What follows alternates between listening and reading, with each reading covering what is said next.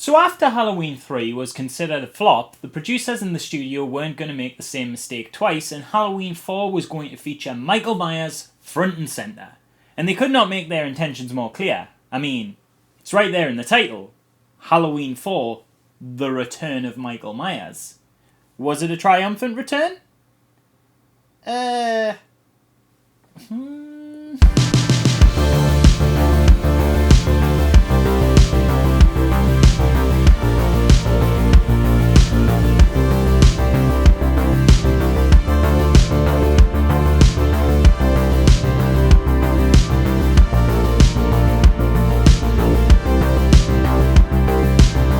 Halloween 4 marks the introduction of probably my least favourite time period in the franchise, the much discussed and massively divisive Thorn Trilogy, which would see the franchise double down on the more occult aspects of the Michael Myers character hinted at in Halloween 2, and you all know how I felt about that stuff. Having said that, while Halloween 4 is considered part of this trilogy due to a through line of Laurie Strode's daughter being the protagonist we follow in all three films, it's only with the next movie that we get into the really weird stuff. And Halloween 4, for all its faults, has the decency to play things pretty straight. Michael's back in Haddonfield, he's a killer, he's hard as nails, and he wants to kill his niece. That's as complicated as we get. It's nice, simple, and not too contrived. Unfortunately though, even with the benefit of it being pretty straight-laced, which is an approach I have always personally preferred for the Michael Myers character, the film lacks the involvement of a lot of the people that once made it special. I've already detailed in depth in my last video how series creators John Carpenter and Deborah Hill felt about Michael Myers based sequels, and presumably based on a lot of those strong feelings, they didn't stick around long for this one. Halloween 3, as I said yesterday, was supposed to make the series change track into an anthology series. The next film was meant to be a ghost story, but after 3's weak returns, those plans got completely scrapped, and Michael was coming back regardless of whether his creators wanted him to or not. Even after Michael's return was decided though, Carpenter and Hill weren't immediately off the project. Carpenter was offered to write and direct, and Hill had planned to produce for a brief period. Carpenter even went so far as to write the script with prolific fantasy and horror author Dennis Etchison, who had some experience in the franchise, having written the novelizations of Halloween 2 and 3 under a pseudonym. But when he got the script in the hands of producer Mustafa Akkad said it was too cerebral. And honestly, I'm actually surprisingly on Akkad's side with this one. The script found its way online, and having flicked through it, it's got some cool ideas, but it's a bit out there. Though at one point, Joe Dante of Gremlins fame was first choice to direct this version, which could have been interesting. Ultimately though, its concepts are just a bit too bizarre for my taste. In the script, the town of Haddonfield has banned Halloween as a celebration, which is actually an idea they'd revisit in Halloween 6. There's like a surreal dream sequence where a little girl in a house made of flesh splits in two and Michael emerges from her. He has like regenerative abilities in this one. He loses 2 fingers and then they grow back on screen while he holds the film reels of a Friday the 13th movie in his hands. And near the end, Michael grows to be a 12-foot tall monster. It's maybe with some reworking a decent script for a character like Freddy Krueger, but it's not a Michael Myers story. Akkad wanted a flesh and blood killer, a total back to basics approach, and while I think this was absolutely the right direction if a Halloween 4 had to exist, Carpenter and Hill by this point were just so done with the franchise and sold any intellectual connection they had to the title. With Carpenter out of the picture, Dwight H. Little, who previously worked on the Nightmare on Elm Street series, because these big horror slasher icons apparently exist in a strangely insular world, came on as his directorial replacement. Due to the impending writers' strike, a script was quickly bashed out from concept to finished draft in less than 11 days by debut screenwriter Alan B. McElroy.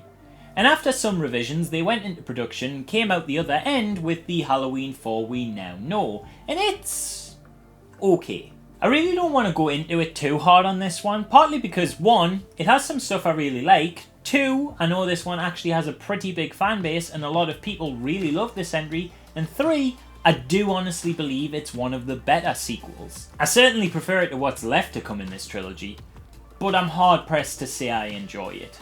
On paper, I don't actually have all that many issues with it. The plot is pretty solid. I mean, it's a basic straight slasher formula, but so was the first film and I adore that one. It's more in its execution that I kinda lose steam on it. So the film starts off really promising, opening on a beautifully realised farm in October with production design that immediately evokes the Halloween season. A particularly impressive feat considering this was actually shot in April. The filmmakers had to bulk import in leaves and paint gourds orange to resemble pumpkins, but it really pays off. There's not a hint of fakeness about it, and when paired with all the fun Halloween decorations, it really sets a nice mood. We then cut to Michael. Following on from the ending of Halloween 2 and completely ignoring 3 for obvious reasons, it's been 10 years since the night of his first slaughter, and Michael is in a comatose state and is being transferred from his current hospital to another sanitarium.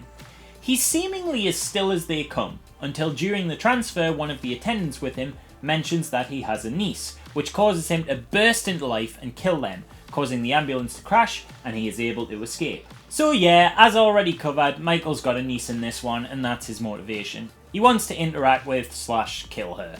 Now if you've watched my previous vids on this franchise, you might think I'd hate this, but strangely, I do not. I know I've expressed a strong distaste for Michael's familial connections being his motivators before, and that I prefer him to just be a random and senseless killer because that's way scarier. However, I do also feel that since the Laurie being his sister thing is kind of out there now, and you're making a sequel specifically to the film that established that, him emerging from his state to seek out another blood relative is fine.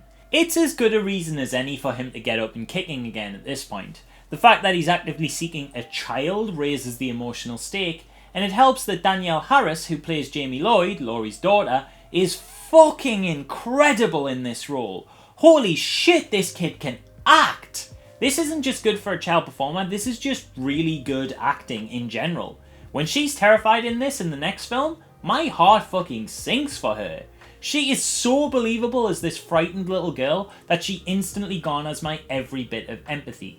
Like, if anything happened to this kid, I'd be ready to throw fucking hands at Maya's. It'd probably end with a result that looks similar to the boxing match that went down in Friday 8, but my intention would be there, and that's what matters. I would die for this kid, she's fantastic. Anyway, with Michael out wandering, ya boy, Dr. Loomis, who somehow survived the explosion at the end of Halloween 2 and came away with nothing more than magical burn scars that constantly change shot to shot, is once again ready to drop a motherfucker. Immediately springing into action the second he hears about Michael's possible escape, before he even has confirmation that the bodies in the wreckage aren't his. He tracks Michael to a gas station in a pretty cool and genuinely pretty tense scene where he walks amongst the aftermath of the beginning of Michael's killing spree, not sure if he's still around. It turns out Michael is still there, and he escapes in a truck, blowing up the gas station in the process, which wrecks Loomis's car. Yeah, this film has a budget of $5 million, and I think they want us to know that. Basically, every entry after that first film has a bit more cash to work with and ends up using it to be a lot more actiony and a lot less subtle. And although this film has its moments, that approach still generally applies here. Anyway, we then meet the previously mentioned Jamie Lloyd, who is Laurie, our Jamie Lee Curtis played original Final Girl's daughter. Laurie is dead, by the way, in this timeline. She's not in others, but we'll get to the weird choose-your-own-adventure-esque continuity of the series when it becomes relevant later. In this version of the story, she died in a car accident sometime between the events of Halloween 2 and this film. And if you've watched my previous videos where I go in hard on slasher movies quickly killing main cast from previous films, you might think that I would hate this. But I really don't. It's different when it's a death that happens off screen during some massive time gap between films. It doesn't really feel like they're using Laurie as needless cannon fodder, like it did with the Dream Warriors in Nightmare 4 or Alice in Friday 2. And it's not like this wasn't born out of actual necessity, as Jamie Lee Curtis's career had ballooned at this point and she politely turned down the role to pursue other projects. Would I have liked a better death for her than a car accident? Maybe, but it serves a purpose in giving her daughter some emotional baggage. So Jamie is living with her caring foster family, the Caruthers. That's parents Richard and Darlene and their teenage daughter Rachel.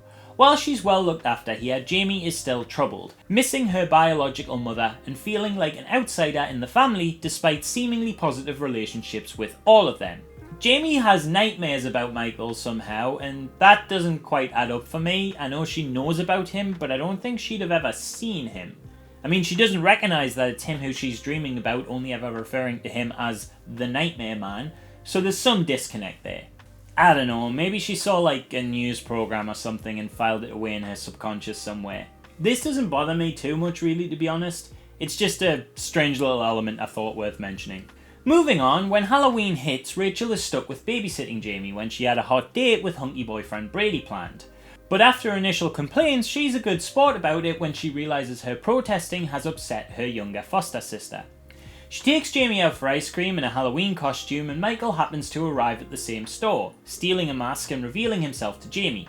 But he leaves when she screams and alerts others to his presence. Rachel goes to comfort her, but when she tells Rachel that she saw the Nightmare Man, Rachel just puts it down to the little and scaring herself when she caught a glimpse of a mask or something. Speaking of masks, let's talk about the one Michael just stole. It looks fucking shit. What is this? Why is this? What was wrong with his original mask design? The dude looked excellent in films 1 and 2, and that shit was done on the cheap. It was just a William Shatner mask with the eyes widened and spray painted white and with modified hair. And yet that, which was based on a mask that was bought at a cheap costume novelty store, does not look anywhere near as cheap and novelty costume-esque as this. Why is it so blonde looking? Is it blonde? I can't tell. In some shots it looks blonde. Oh wait, that's actually because this film used multiple masks for reshoots and only one of them was blonde. What? And those eyebrows, man, they just look so drawn on. The dude always looks like you caught him stealing your snacks from the fridge, and he's perpetually caught in that awkward moment afterwards where he doesn't know what to say. There's like no definition to this thing. It makes it look so flat. The first one had so much more texture to it. There was definition in the cheekbones. Halloween 4's mask looks like the budget version of that mask you'd get in a fancy dress pack or in a Poundland. I just hate how he looks in this one. I struggle to take him seriously. It's just not scary. It looks bad. I realise aesthetic is purely subjective. I imagine a lot of people really like this design, and for them maybe it looks more intense, but to me, it just looks like a cartoony cosplay of the character rather than the iconic killer himself. I mean, it's not like it kills the movie or anything, but it really takes me out of the moment in some shots. Especially in the lighting of his immediate next kill where he goes to a power station. The washed out tones of this scene do nothing for him. It makes him look even more cartoonish. Speaking of this scene though, we should probably carry on with the plot summary. So Michael throws this dude into a generator which causes the town to go into a blackout while Rachel and Jamie are out trick-or-treating. Loomis meanwhile eventually gets into town after hitching a ride with a very interesting fella, and warns the new sheriff that Michael might be in town too. Which is quickly confirmed when they go back to the police station and discover everybody dead. A bunch of blokes show up at the station demanding answers when a TV news bulletin from the sheriff issued a curfew due to Michael being on the prowl. The sheriff tries to calm them down, but that mad lovable bastard Dr. Loomis is just like, "Go fucking crazy lads, Michael's back!" and riles up their red-blooded gun-toting machismo, creating a lynch mob. The sheriff is like, "What the fuck did you do that for?" And Loomis is like, "Well mate, you've got no coppers, they're all canny dead, so better to have something." The lynch mob is cool in concept, but they don't do nearly enough with them. Like, there's a bit that's really quite interesting where they go absolutely trigger happy on a figure in the distance thinking it's Michael, and they're just totally wrong and accidentally kill one of their friends. And you're like, oh, holy shit, that's interesting. Is that going to be explored at all? Are we going to see how these guys feel about that afterwards? Maybe in the next instance they actually do see Michael, but they're all too afraid to pull the trigger just in case they're wrong again until it's too late? Are we maybe going to explore a theme here with how vigilante violence is just as dangerous a threat as the violence of the killer? Might they foolishly rack up a similar body count? There's lots of things you could do with this, especially after opening up this concept with such a shocking initial punch. But the next scene you see them in, they all just die. Michael just kills pretty much all of them. There is a little bit of that is caused by a kind of trigger trepidation. They decide to let the police handle things and just take the girls they find to safety instead of continuing the hunt. But it's not quite as cause and effect as I'd like it to be, you know what I mean? Like, I think it would have been a much more satisfying setup and payoff if it was the guy who wrongly called out that he saw Michael when they accidentally shot their friend, physically hesitating from pulling the trigger when confronted with Michael in front of him. Plus, I just think they should have stuck around longer and caused more problems. Really cool concept, just goes mostly underutilized. I will say though, the lynch mob leader gets a cool death. His neck gets all twisted apart and stuff. Pretty good visual, pretty good effects. And interestingly, This wasn't in the original cut. After viewing the roughs, the director and producer thought, needs more violence. So they had a whole extra day of blood filming, where they brought in John Carl Buechler, the Friday 8 director and nightmare effects artist. Man, these slashers are so insular. And they got him to do added visuals on this kill, and this really gnarly thumb through the forehead death that happens elsewhere. I'm jumping ahead of myself with that one though. There's some stuff after the lynch mob form, but before they kill their mate and die, where we get the inclusion of some romantic drama. Rachel finds out her boyfriend is banging the sheriff's daughter, and I don't really care for this little love triangle thing. Like, the actors are all good, it's not particularly badly written or anything, it's just not that interesting. Well, actually, now that I think about it, some of it is really badly written. Wise up to what men want, Rachel. Or Brady won't be the last man you lose to another woman. This is how women talk. This whole affair does give Rachel an excuse to get distracted and allow Jamie to wander off though, and when the girls are separated on the dark streets, we get to have some nice tension building stuff. A weird bit during all this though is when for a moment 3 Michael Myers pop out and you're like, wait, what? But it's just some kids in costume pulling a prank. Kinda takes you out of it, that bit. At least it did for me. The sight of 3 Michaels is more confusing than scary, and then when it turns out to just be a prank, it's kind of an eye-rolling moment. Anyway, eventually Loomis and the sheriff find the girls and take them to the sheriff's house for safety, and to wrap this all up quick, the rest of the movie, bar the lynch mob tangent, plays out like you'd expect, with Michael killing until he's finally stopped in some dramatic manner, and our 2 leading ladies survive. More specifically, he gets in the house, kills most of the people there, including one he shoves a shotgun through, brilliant, but he's unable to get at our protagonist. There is a really cool bit where they escape on the roof that genuinely looks legitimately dangerous, and then afterwards they're chased through a school and picked up by the aforementioned lynch mob. The girls try to escape on a truck out of town with the mob, but Michael is apparently hanging on the underside of the truck, Cape Fear style. He emerges and starts killing everyone until Rachel takes control of the vehicle and throws Michael from it. The state police arrive on the scene and Michael is presumed dead. That is, until Jamie goes and touches his hand and he surfaces. Until the police, and actually some surviving lynch mob members, shoot the shit out of him. So I guess this mob was a good thing? I don't know what this film wants me to think about the lynch mob. It doesn't really seem to have a stance on them. Michael falls down a mine from the blasts, and that's the last we see of him this film. And the film ends there on a nice victorious note. Only no it doesn't! In one of the movie's most memorable moments, the film actually ends on a very bleak note, where Loomis and the sheriff take the girls back home, but when their mother is running a bath for Jamie, she is stabbed by an unseen attacker, from the same voyeuristic perspective the first Halloween opened on. And the big reveal? It's not Michael, it's fucking Jamie! All decked out in a clown outfit similar to her uncle's costume during his first killing when he was her age. Man, they grow up so fast. Wild ending, completely out of left field, genuinely, properly shocking. Also, I can't decide if it's really dramatic and harrowing, or just really, really funny, that Dr. Loomis's first instinct is to scream no, and desperately try to shoot the child. I fucking love this dude, man. He is so trigger happy. Like, don't get me wrong, exceptional performance in that moment, just the absolute despair and desperation on his face, and the utter defeat when he sinks to the ground sobbing. Amazing stuff. But also he did just try to shoot a 6-year-old. I'm sorry, I know that shouldn't be funny, but like, kinda is though, innit? Just like, first instinct, no hesitation, he was just like, shit, gotta kill this 6-year-old now, gotta do it, there's no other options. That's wild. And that is Halloween 4.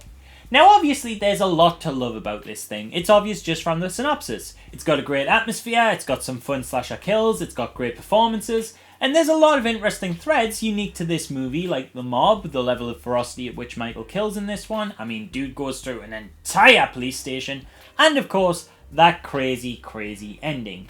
Very memorable final punch on this one. And one that sticks in strongly with the original film's themes, this kind of idea that you just can't kill evil. But on the other hand, I don't know how to articulate this better, but a lot of it's just dull. I know it doesn't sound like it would be from the plot summary, I mean there's a healthy peppering of kills and unique elements, but I don't know, I can't tell you exactly what it is, but watching the film for this video, I found the pacing really slow. The film felt very long to me, despite only going for 90 minutes, and while there was certainly a lot of elements I liked, the sum of their parts just never quite clicked for me. I found that a lot of the time it felt like a rehash of the far better original. Like, there was tension building scenes where I thought, okay, that scene was kinda good, kinda more in line with the tone I want from Halloween, but I never felt tense because of them. Like, I could fall asleep watching this if I had to. It's not exactly nerve-wracking, and the more unique aspects were either bad, like the love triangle, went nowhere interesting, like the mob, or felt unearned, and this is probably where I'm going to piss a lot of people off, like the ending. Don't get me wrong, the ending made me sit up and take notice. In a film that sort of felt like it just kind of passed over my eyes without me really feeling anything for it, the ending evoked a reaction.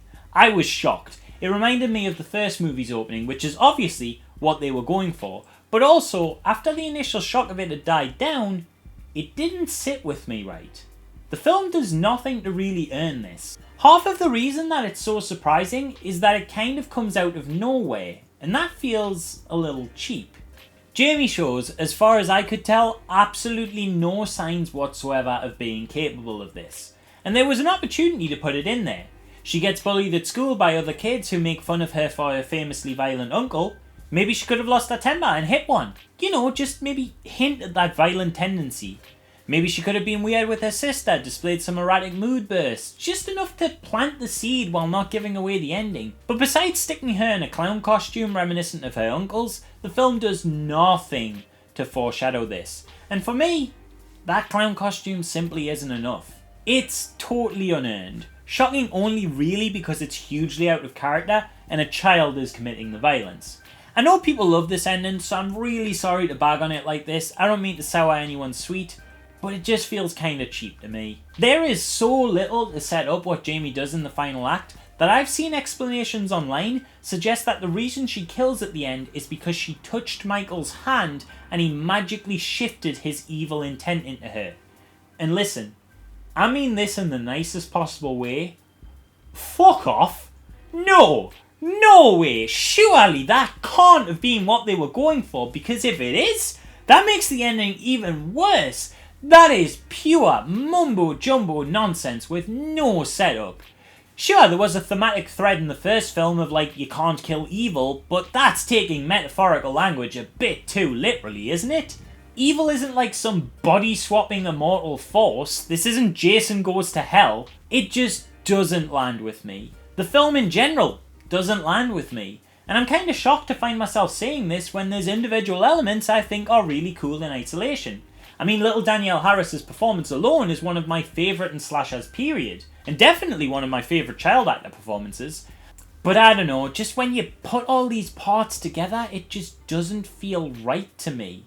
I wish it did, but for whatever reason, it's not clicking. Would I personally recommend it?